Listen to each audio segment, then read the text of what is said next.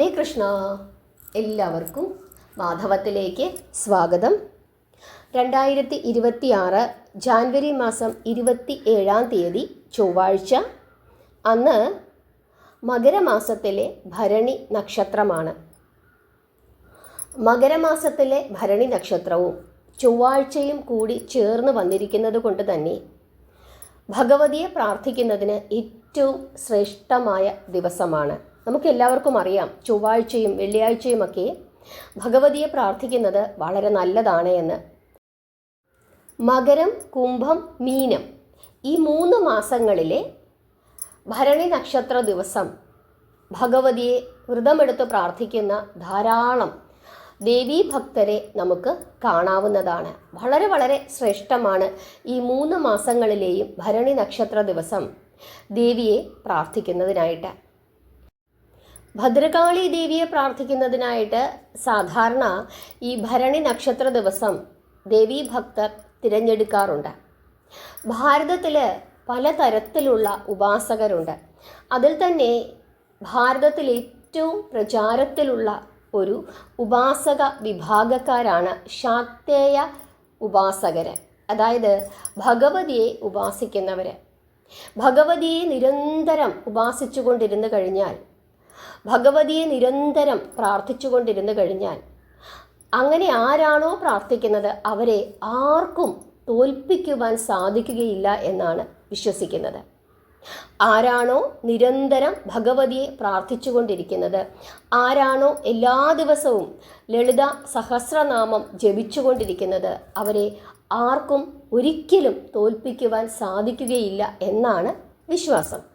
കാരണം ഭഗവതി അവർക്ക് ഒരു അമ്മയെപ്പോലെ, ഒരമ്മ ഒരു കുഞ്ഞിന് എങ്ങനെയാണോ സംരക്ഷണം നൽകുന്നത് അതുപോലെ തൻ്റെ ഭക്തനെ സംരക്ഷിക്കും എന്നാണ് വിശ്വസിക്കുന്നത്. അതുകൊണ്ട് തന്നെ ഇതുവരെ ഭഗവതിയെ പ്രാർത്ഥിച്ചു തുടങ്ങിയിട്ടില്ലാത്ത ആരെങ്കിലും ഉണ്ടെങ്കിൽ നാളെ മുതൽ പ്രാർത്ഥിച്ചു തുടങ്ങിക്കൊള്ളുക. ഒരു കൃത്യസമയം നിശ്ചയിച്ചിട്ട് ആ സമയത്ത് ലളിത സഹസ്രനാമം ജപിച്ചു കൊള്ളുക. അല്ലെങ്കിൽ ദേവിയുടെ മറ്റെന്തെങ്കിലും നാമങ്ങൾ സ്ഥിരമായി ജപിക്കുന്നതിനായി ഒരു കൃത്യസമയം നാളെ മുതൽ നിശ്ചയിക്കുക. ആ കൃത്യസമയത്ത് തന്നെ എല്ലാ ദിവസവും ജപിച്ചു കൊള്ളുക. തീർച്ചയായിട്ടും ഭഗവതിയുടെ അപാരമായ കാരുണ്യം ഏതൊരുവനാണോ ജപിക്കുന്നത് അവനുണ്ടാവുകയും ഭഗവതിയുടെ സംരക്ഷണം അവന് എപ്പോഴും ഉണ്ടാവുകയും ചെയ്യും. ഒരിക്കലും പരാജിതനാവാത്ത രീതിയിൽ ഭഗവതി അവനെ ഉയർത്തിക്കൊണ്ടുവരും. മഹേശ്വരൻ്റെ പുത്രി തന്നെയാണ് ഭദ്രകാളി, ശിവപുത്രിയാണ്. അതുപോലെ തന്നെ ദേവീ ഭാഗവതത്തിൽ പാർവതീദേവിയുടെ ശരീരത്തിൽ നിന്നും ജനിച്ചവളാണ് ഭദ്രകാളി എന്ന് പറയുന്നുണ്ട്. കാളി എന്ന് പറയുന്നു. ദേവിയുടെ ശരീരത്തിൽ നിന്നും കാളി ജനിച്ചു എന്ന് പറയുന്നു. അങ്ങനെ വരുമ്പോൾ പാർവതിയുടെയും പുത്രി തന്നെയാണ് ഭദ്രകാളി. കാളി ദേവീ ഭാഗവതത്തിൽ രക്തബീജ വധമൊക്കെ നടക്കുന്ന സമയത്ത് ഓടി നടന്ന് ആ യുദ്ധത്തിന് ലളിത ത്രിപുരസുന്ദരിയെ സഹായിച്ചു എന്നുള്ള കാര്യമൊക്കെ ദേവീ ഭാഗവതത്തിൽ വളരെ വിശദമായി തന്നെ വർണ്ണിച്ചിട്ടുണ്ട്. കാളിയുടെ ആ യുദ്ധ ചാതുര്യം. കാളിയാണ് ശരിക്കും പറഞ്ഞു കഴിഞ്ഞാൽ ദേവീ ഭാഗവതത്തിൽ ആ യുദ്ധം ഏറ്റവും കൂടുതൽ നിയന്ത്രിച്ചിരുന്നത്. കാളിയും ദേവിയുടെ വാഹനമായ സിംഹവും അവർക്ക് വലിയ പ്രാധാന്യമായിരുന്നു ആ യുദ്ധത്തിലുണ്ടായിരുന്നത്. പരമേശ്വരിയെ സഹായിക്കുന്നതിന് വേണ്ടിയിട്ടാണ് കാളി ജനിച്ചത്. അവിടെ ദേവിയുടെ രൗദ്ര രൂപമാണ് ഭഗവതി. ചുവന്ന വസ്ത്രം ധരിച്ചുകൊണ്ട് ദേവിയെ പ്രാർത്ഥിക്കുന്നത് അങ്ങേറ്റം ശ്രേഷ്ഠമാണ്. ചുവന്ന നിറത്തിലുള്ള പുഷ്പങ്ങൾ സമർപ്പിച്ചുകൊണ്ട് അർച്ചന ചെയ്തുകൊണ്ട് ദേവിയെ പ്രാർത്ഥിക്കുന്നത് വളരെ വളരെ ശ്രേഷ്ഠമാണ്. ഇന്ന ദേവി എന്നില്ല, എങ്കിലും ഭദ്രകാളിക്ക് കൂടുതൽ പ്രാധാന്യം കൊടുക്കുന്നു. എങ്കിലും ശാന്തസ്വരൂപിണിയായ പരമേശ്വരിയെ പ്രാർത്ഥിക്കുന്നതിനും മകരമാസത്തിലെ ഭരണി ദിവസം അങ്ങേറ്റം ശ്രേഷ്ഠമാണ്. ഓം ജയന്തി മംഗള കാളിയേ നമ എന്ന് ജപിക്കുന്നത്, ഓം ജയന്തി മംഗള കാളിയേ നമ എന്ന് ജപിക്കുന്നത് വളരെ വളരെ ശ്രേഷ്ഠമാണ്. ഓം ജയന്തി മംഗള കാളിയേ നമ. ഈ നാമം 108 തവണ, 21 തവണ, 1008 തവണയൊക്കെ നിത്യവും ജപിച്ചു പ്രാർത്ഥിക്കുന്നത് അങ്ങേറ്റം ശ്രേഷ്ഠമാണ്. ഭദ്രകാളി 10 വളരെ ശ്രേഷ്ഠമാണ്. ഭദ്രകാളി 10 നിരന്തരം ജപിച്ചുകൊണ്ടിരിക്കുന്ന ധാരാളം ആളുകളെ നമുക്ക് കാണാനായിട്ട് സാധിക്കും. അവരുടെ ജീവിതത്തിൽ ഒരു സംരക്ഷണ കവചമായിട്ട് ഭഗവതി എപ്പോഴും ഉണ്ടായിട്ടുണ്ട് എന്നുള്ള കാര്യം ധാരാളം ആളുകൾ പറഞ്ഞിട്ടുമുണ്ട്. അതുകൊണ്ട് തന്നെ ഭഗവതിയെ പ്രാർത്ഥിക്കുന്നതിന് ഏറ്റവും ഉത്തമമായ സമയമാണ്. നാമം ജപിച്ചു തുടങ്ങാനും ഏറ്റവും ഉത്തമമായ സമയമാണ്. മകരം, കുംഭം, മീനം ഈ 3 മാസങ്ങളിലെയും ഭരണി നക്ഷത്ര ദിവസം വ്രതമെടുത്ത് ദേവിയെ പ്രാർത്ഥിക്കുന്നതും ശ്രേഷ്ഠമാണ്. ഇനി വ്രതമായി എടുക്കാൻ സാധിക്കുന്നില്ലെങ്കിൽ മത്സ്യമാംസാദികൾ ഉപേക്ഷിച്ചുകൊണ്ട് രാവിലെയും വൈകുന്നേരവും വിളക്കു തെളിയിച്ച് നാമം ജപിച്ച് ഇരിക്കുന്നതും അങ്ങേറ്റം ശ്രേഷ്ഠമാണ്. ഈ കാര്യങ്ങളൊക്കെ മനസ്സിൽ വെച്ചുകൊണ്ട് നാളത്തെ ദിവസം ഭഗവതിയെ പ്രാർത്ഥിക്കുന്നതിനായി കൂടുതൽ സമയം കണ്ടെത്തുക. ദേവീക്ഷേത്ര ദർശനത്തിനായിട്ട് സമയം കണ്ടെത്തുക. ചുവന്ന നിറത്തിലുള്ള വസ്ത്രം ധരിച്ചുകൊണ്ട് ക്ഷേത്ര ദർശനം നടത്തുകയും അല്ലെങ്കിൽ ചുവന്ന നിറത്തിലുള്ള വസ്ത്രം ധരിച്ചുകൊണ്ട് വീട്ടിലിരുന്നു കൊണ്ട് നാമം ജപിക്കുകയും ചെയ്യുക.